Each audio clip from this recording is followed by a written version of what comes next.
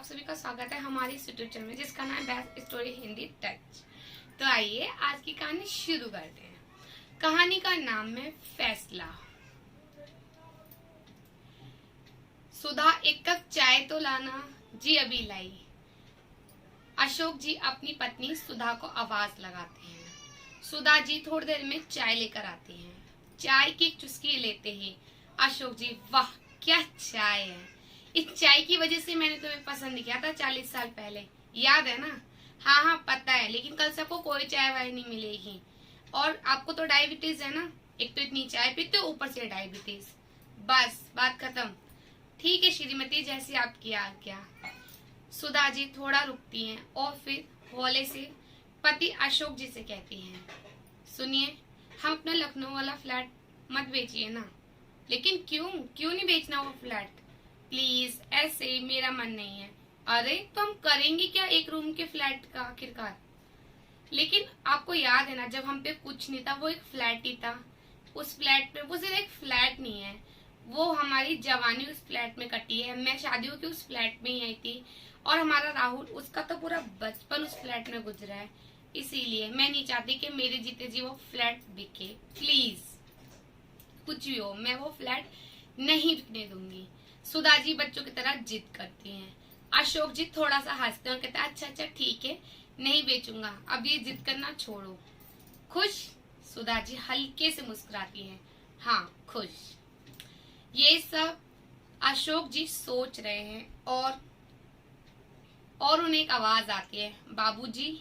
ये आवाज रामलाल की है। जैसे ही वो आवाज सुनते हैं, अपनी अतीत की यादों से बाहर निकलते हैं तो देखते हैं कि सामने उनकी स्वर्गीय पत्नी सुधा जी खड़ी हैं और वो आंसू बहा रहे हैं और ये याद कर रहे हैं। रामपाल से बोलते हैं, हाँ बोलो रामपाल। बाबूजी, वो आपने टिकट बुक कराने के लिए बोला था ना, मैंने टिकट बुक कर दी, आज शाम की फ्लाइट है। अच्छा किया। वैसे बाबूजी अब कुछ सोच रहे थे, माँ जी की याद आ रही है?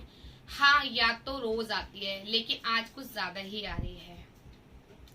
आखिरकार रामलाल, तुम्हें भी तो इस घर में सुधा ही लेकर आई थी जब तुम 10 साल के थे। हाँ बाबूजी, याद है अच्छे से। माँ जी और आपकी वजह से तो आज मैं जो कुछ भी हूँ, आप ही लोगों की वजह से तो हूँ। आखिरकार इतना अच्छा कौन होता है जो 10 साल के बेटे को, लड़के को अपने घर ले आए और पढ़ाए लिखाए काबिल बनाए। सच्ची माँ जी का दिल बहुत अच्छा था। इतने में ही अशोक जी कहते हैं, तू सही कहता है, सही समय पे सही फैसला लेना कोई सुधा से सीखे। और फिर वो साथ में रामलाल को कहते हैं कि तुम मेरा बैग भी पैक कर देना। रामलाल कहता है जी बाबूजी, और वो चला जाता है। अशोक जी बैग पैक करके शाम की फ्लाइट से चले जाते हैं और अब वो अपने लखनऊ वाले घर में, साथ में रामलाल भी। कुछ दिनों बाद उन्हें वापस अपने इसी घर आना था, तो वो ऐसे ही बातें कर रहे होते हैं अपने नौकर रामलाल से। रामलाल बोलता है कि बाबूजी, क्या नाम है, भैया का फोन आया है, राहुल भैया का फोन आया है, बार बार वो फोन कर रहे हैं, आप फोन उठा क्यों नहीं रहे हो? अभी मुझे कुछ फैसला लेना है, कुछ सोचना है, मुझे सोचने दो। लेकिन बाबूजी बात तो कर लेते। बात अब सीधा वहां पहुंच कर ही होगी। ठीक है बाबूजी, जैसा आपको ठीक लगे। अगले ही दिन रामलाल और बाबूजी अपने पुराने घर पहुंचते हैं जहाँ उनकी पत्नी सुधा का अंतिम संस्कार किया गया था। जैसे ही गेट पे पहुंचते हैं, उन्हें याद आता है अपना बेटा राहुल और फिर अंदर घुसते हैं। अंदर जब जाते हैं तो रामलाल बोलता है, बाबूजी पूछे ना, आपने क्या फैसला लिया, आप क्या सोच रहे हो इतने दिनों से? रामलाल, तुम्हें याद है जब बचपन में सुधा कहती थी राहुल के लिए कि इसे ये चीज मत दिलाओ, तो मैं मानता नहीं था। अक्सर सुधा कहा करती थी, राहुल नहीं का मतलब नहीं होता है। तुम्हें बात समझ में नहीं आई? जरूरी नहीं कि ये सामान तुम्हारे दोस्त पे तो मैं तुम्हें भी दिला दूं। ये जरूरत नहीं कि किसी के पास वो चीजें तो हमारे पास भी होनी चाहिए। इस पर मैं कहता था, रहने दो ना, अपने पास इतने पैसे हैं कि अपने बच्चे के शौक मुझ पूरे कर सके। और वो जाते हैं और अपने बेटे को जो से चाहिए होता है, टॉय वगैरह, वो लाकर दे देते हैं। इस पर सुधा उन्हें समझाती है, यही बात ना एक दिन इसे जिद्दी और मतलबी बना देगी। आप ये सही समय पे सही फैसला नहीं ले पाएगा। हमेशा आप पे निर्भर रहेगा। आप इसकी हर जिद पूरी मत करा करो। जब तो मैंने सुधा की बातें नहीं सुनी, लेकिन आज मुझे भली भांति सुधा की बात समझ में आती है। रामलाल, तुम्हें याद है जब सुधा की 13वीं की सुबह बेटे राहुल ने कहा था, पापा आज से आप गैराज वाले कमरे में रहना, क्योंकि अब माँ तो रही नहीं तो आपको कमरे की क्या जरूरत है।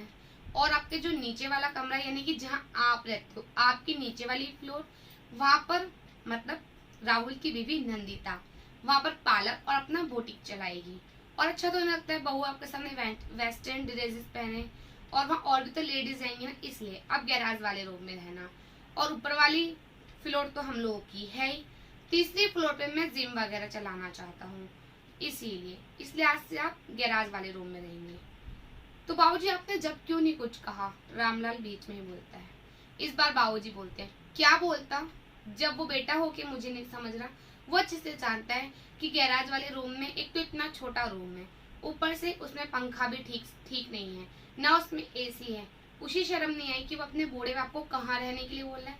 क्या कहता मैं उससे? उसने तो अपना फैसला सुनाया था, तो कुछ कहने की नहीं, फैसला देने की बारी थी। इसलिए अब मुझे भी एक फैसला लेना है। बाबूजी जैसा आपको ठीक समझे, रामलाल कहता है।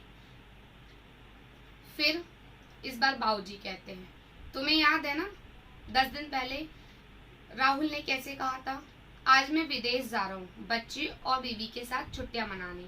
10 दिन बाद जब लौटूंगा तब सारी व्यवस्था हम यहाँ की करेंगे, तब तक आप गैराज में शिफ्ट हो जाना पापा। तो तब तो मैंने ठीक है कहा था, लेकिन अब आए तो मैं उसे अपना फैसला सुनाऊं, जैसा आपको ठीक लगे बाबूजी। अशोक जी अच्छे से जानते हैं कि आज उनका बेटा आ जाएगा वापस, लेकिन वो जानबूझकर कहीं चले जाते हैं रामलाल के साथ और रात को लौटते हैं। और जैसे ही अपने बंगले के आगे गाड़ी रोकते हैं, वैसे ही उनका बेटा राहुल उठता है। पापा क्या है? आप कब से फोन लगा रहा था, आपने अपना फोन भी बंद कर रखा है, और ये आपने नया वॉचमैन क्यों रखा? मेरी बात ही नहीं सुनता। मैं कह रहा हूँ कि इस घर का मालिक मैं हूँ, सुनने को राजी नहीं। अरे मकान में अंदर जाने ही नहीं दिया मुझे। कब से गैराज वाले रूम में बैठा हूँ, एक तो इतनी गर्मी है इस कमरे में, सारी हालत खराब हो गई हम लोग की। इतने में ही उसके पिता बोलते हैं, बस आज ही आज में? मतलब क्या है पापा आपका? खैर छोड़ो, हाँ तो तुम बोल लेते कि ये तुम्हारा घर है, कहाँ है तुम्हारा घर, जरा दिखाना अपना घर। इस बार अशोक जी बोलते हैं, राहुल पापा ये कैसी बहकी बहकी बातें कर रहे हो आप, यही तो है मेरा घर, मैं ही तो इस घर का मालिक। बड़े गर्व के साथ राहुल कहते हैं। इस बार अशोक जी कहते हैं, इस घर का मालिक तो मैं हूँ, तुमने तो घर कभी नहीं खरीदा। पापा को क्या हो गया, समझने की कोशिश करो, ये घर तो मेरे ही है ना, आखिरकार है तो सब मेरे ही ना। इस बार अशोक जी कहते हैं, नहीं ये सब कुछ मेरा है। और तुम्हारी माँ कहा करती थी, पूत कपूत तो कैसा धन संजय, पूत सपूत तो कैसा धन संजय। और सही कहती थी। मैं क्यों तुम्हें ये सब कुछ दूं? तुम्हें पढ़ाया लिखाया, शादी करी, अब तुम्हारे बच्चे हो गए हैं, अपने पैरों पे तुम खड़े हो, अपना खुद का घर खरीदो, खुद सब कुछ तैयार करो, जब तुम्हें पैसे की वैल्यू समझ में आएगी। ये घर मैंने बनाया और तुम मुझे गैराज में रहने के लिए बोल रहे हो, और मुझे तो तुम आजीवन रहने के लिए बोल रहे हो। मैंने तुम्हें सिर्फ तुम आज का दिन काटा है, तो अपनी हालत देखो, कितने चिड़चिड़े हो रहे हो और कैसे बात कर रहे हो मुझसे। तो तुम मुझसे कैसे उम्मीद कर सकते हो कि मैं इस घर में रहूंगा? इतनी मेहनत करी मैंने इसीलिए कि मैं बुढ़ापे में ऐसे घर में रहूं, ऐसे कमरे में रहूं? नहीं बेटा, तुम्हारी माँ सही कहा करती थी, हमारे मरने के बाद हमारी आधी से ज्यादा प्रॉपर्टी अनाथ आश्रम और वृद्धाश्रम वालों को मैं दान दूंगा। और दूंगा क्या, मैंने तो आज ही कुछ प्रॉपर्टी लिख दी है अनाथ आश्रम के नाम। और हाँ, तुमसे बेहतर तो ये रामलाल है, असली बेटा तो हमारा ये है। ये सुधा की कोख से इसने जन्म नहीं लिया, लेकिन बेटे के सारे फर्ज इसने निभाए हैं। एक माँ के मरने का पिता की कैसे सेवा करनी चाहिए, देखभाल करनी चाहिए, ये कोई रामलाल से सीखे। तुम तो अपने बीवी बच्चों में मगन थे, इसीलिए आज से मेरा जो कुछ भी है वो सब कुछ रामलाल का है, तुम्हारा कुछ भी नहीं है। और हाँ, अब इस घर में मैं नहीं रहता, आज से मैं अपने लखनऊ वाले एक फ्लैट के रूम में रहने जा रहा हूँ और अब वहीं रहूंगा। और हाँ, तुम्हें ज्यादा चिंता करने की आवश्यकता नहीं है। मेरा जो एक किराए का फ्लैट है इसी शहर में, वो मैंने तुम्हें फिलहाल के लिए दे दिया है, जब तक तुम अपना कहीं और रहने का इंतजाम नहीं करते। रामलाल, इन्हें उस फ्लैट की चाबी दे दो। जब तुम शिफ्ट हो जाओगे, कहीं अच्छा घर देख लोगे, हमारा फ्लैट जल्द से जल्द खाली कर देना। उम्मीद है मेरा ये फैसला तुम्हें पसंद आया होगा। अशोक जी कहकर आज बड़े सुकून महसूस कर रहे हैं और रामलाल से कह रहे, रामलाल गाड़ी निकालो, और बैठकर अपने लखनऊ वाले फ्लैट की तरफ चले जाते हैं। आज राहुल, उसकी बीवी और बच्चे बस ऐसे ही देख रहे हैं और शायद राहुल को कहीं ना कहीं अपनी गलती का एहसास है। तो फ्रेंड्स, मेरी ये कहानी यही खत्म होती है। आपको मेरी कहानी कैसी लगी कमेंट्स करके जरूर बताइएगा। और इस कहानी के उद्देश्य से मैं आपको यही समझाना चाहती हूँ कि आखिरकार अशोक जी ने सही करा। जब बेटा बेटे का फर्ज भूल जाए तो पिता को भी पिता का फर्ज भूलना ही चाहिए, क्योंकि हम इतना सब कुछ इसलिए थोड़ी ना करते कि हमारे बच्चे हमारे साथ ऐसा सलूक करे बुढ़ापे में। आप लोग भी कमेंट करके जरूर बताइएगा कि आपको अशोक जी का फैसला कैसा लगा।